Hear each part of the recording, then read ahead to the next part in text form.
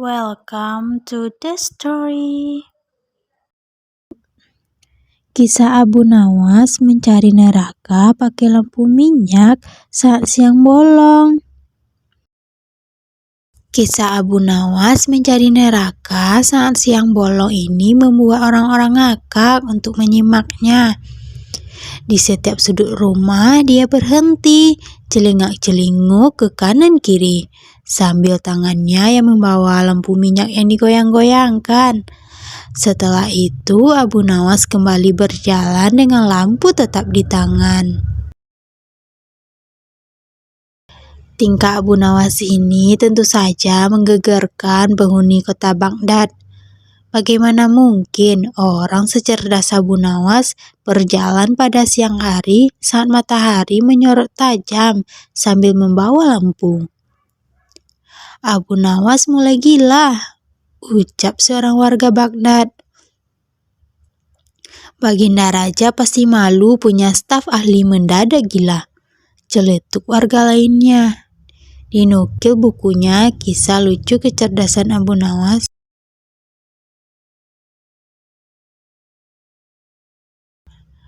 Tapi Abu Nawas nggak peduli. Esok harinya lagi pujangga Baghdad itu keluar rumah, kali ini bahkan lebih pagi, tapi tetap membawa lampu minyak. Abu Nawas tidak bersuara dan terus bekerja. Dia celingak-celinguk ke kanan kiri, sambil tangannya yang membawa lampu minyak yang digoyang-goyangkan. Di hari kedua itu, beberapa orang masih menganggap Abu Nawas waras. Maka itu mereka bertanya, apa yang dicari Abu Nawas pada siang hari dengan lampu di tangan? Dijawabnya singkat, saya sedang mencari neraka. Ah, Abu Nawas mulai gila, pikir para warga tersebut. Maka ketika di hari ketiga, Abu Nawas tetap melakukan hal yang sama, celingak-celinguk ke kanan kiri di rumah orang, sambil tangannya yang membawa lampu minyak yang digoyang-goyangkan. Orang-orang pun mulai tidak sabar. Undang-undang di kota Baghdad melarang orang gila berkeliaran karena sangat berbahaya. Seseorang bisa membunuh atau mengintip orang mandi dengan berpura-pura gila. Maka itu cerita selanjutnya mudah ditebak. Abu Nawas ditangkap lalu diserahkan ke istana. Sejumlah musuh politik Baginda Raja Harun al-Rashid malah gembira. Kegilaan Abu Nawas bisa mereka goreng untuk menyudutkan wibawa raja. Benar saja, raja malu bukan kepalang. Lalu bertanya dengan nada keras, Abu Nawas, apa yang kamu lakukan dengan lampu minyak itu siang-siang? Hamba mencari neraka Baginda Raja yang mulia, ucap Abu Nawas dengan wajah serius. Tidak ada indikasi dia gila. Kamu gila, Abu Nawas. Sahih, kamu gila, ujar Baginda Raja. Tidak, Baginda Raja, mereka lah yang gila, serga Abu Nawas. Siapa mereka? Tanya Baginda Raja. Abu Nawas lalu meminta orang-orang yang tadi menangkap dan mengiring dirinya menuju istana dikumpulkan di depan istana. Jumlah mereka ada ribuan. Setelah mereka berkumpul di depan istana, Abu Nawas didampingi Baginda Raja lantas mendatangi mereka. Wahai kalian yang mengaku waras, teriak Abu Nawas kepada orang-orang di depannya. Apakah kalian selama ini menganggap orang lain yang berbeda pikiran dan berbeda pilihan dengan kalian adalah munafik? Benar, jawab mereka dengan kompak dan tegas. Apakah kalian juga yang menyatakan para munafik itu sesat? Tanya Abu Nawas lagi. Betul, dasar sesat, ucap warga.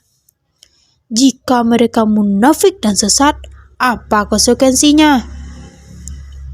Hei Abu Nawas, kamu gila ya? Orang munafik pasti masuk neraka. Dasar munafik kamu. Baik, jika saya munafik, sesat, dan masuk neraka, di mana neraka yang kalian maksud? Punya siapa neraka itu? Tanya Abu Nawas dengan tenang. Sambil kali ini lampu di tangannya diangkat tinggi-tinggi seolah mencari sesuatu.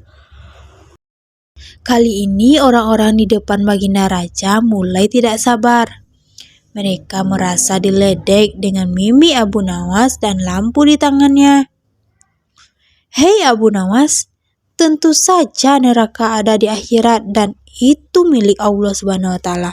Kenapa kamu bertanya?